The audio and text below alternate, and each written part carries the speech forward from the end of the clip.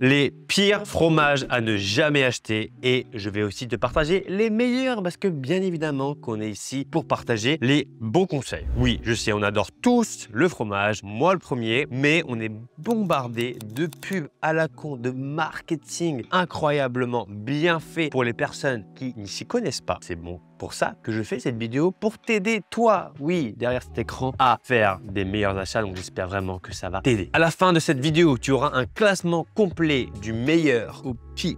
Et aujourd'hui, on va faire un petit classement avec ces différentes marques que je vais te mettre juste ici. La Vache qui rit, Philadelphia, Madame Loïc, Tartare, qui rit, Saint-Moré, Carré Frais. Mets-moi dans les commentaires dès maintenant le top, moyen et le pire. On verra qui a raison à la fin. Avant de commencer, n'oublie pas que si jamais tu souhaites perdre plus de 10 kilos définitivement sans cardio ou on te coach totalement gratuitement, rendez-vous sur mincir-sans-cardio.com.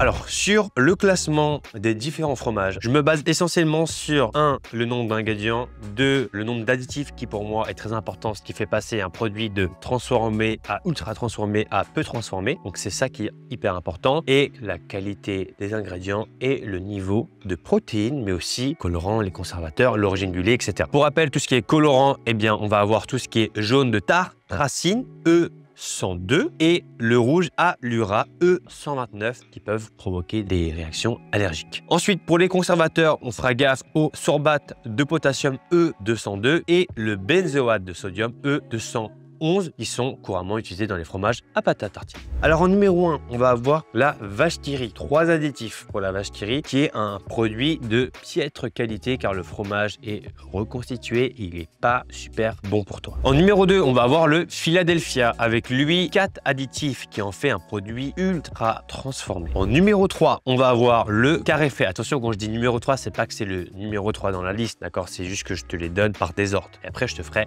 le classement. En numéro 3, on a le Carré Frais avec 3,1 g de protéines, donc ça en fait de très loin le plus protéiné du groupe. On compte à peu près 3 ingrédients, pas d'additifs, donc ça en fait un produit vraiment très bon. À ton avis, est-ce que c'est le meilleur? Ensuite, en numéro 4, on va avoir le Kiri avec 8,5 g de lipides, ce qui en fait le plus gras de la gamme. Pas moins de 5 additifs, du sel de fond. Donc, ceux qui ne savent pas ce que c'est que le sel de fond, ça permet d'obtenir une texture beaucoup plus lisse et crémeuse pour empêcher la congestion, la coagulation des protéines. Donc, ce qui en fait pour l'instant un des pires, de très loin. Ensuite, en numéro 5, on va avoir le Saint-Moré. Le Saint-Moré qui à peu près a 4 ingrédients, 2 g de protéines, pas d'additifs.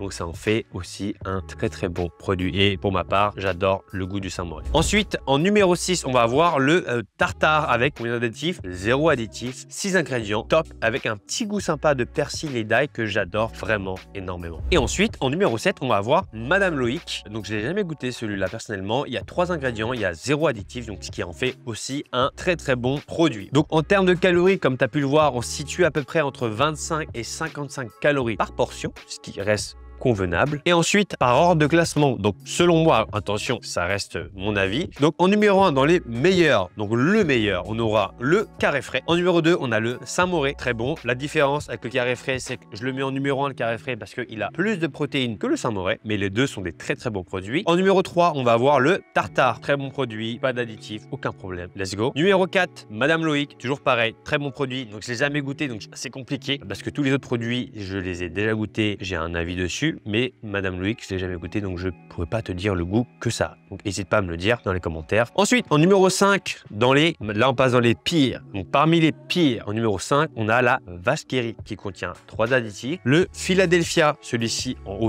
contient 4. Donc c'est pour ça que je l'ai mis en 6e. Et le dernier, eh bien, forcément, comme tu l'as compris, c'est le Kiri, de très loin, le plus mauvais de la gamme, sachant que c'est l'un des fromages que l'on retrouve le plus dans les restaurations pour les enfants. Et oui, c'est pas pour rien, parce que bien évidemment, dès l'école, on te fait manger de la merde et c'est bon pour le moral, ça fait plaisir. Donc je tenais à te le dire, c'est important. Maintenant que j'ai plus de connaissances, je me rends compte de cette grosse arnaque qu'on te fait manger dès le plus jeune âge, des aliments totalement pourris et ultra transformés. Et du coup, tu t'habitues à manger ça et derrière, tu prends du poids. Et c'est pas bon pour toi. La semaine prochaine, on se retrouvera pour une autre analyse, des autres comparatifs. Donc n'hésite pas à t'abonner et activer la petite cloche. Je te dis à la semaine prochaine.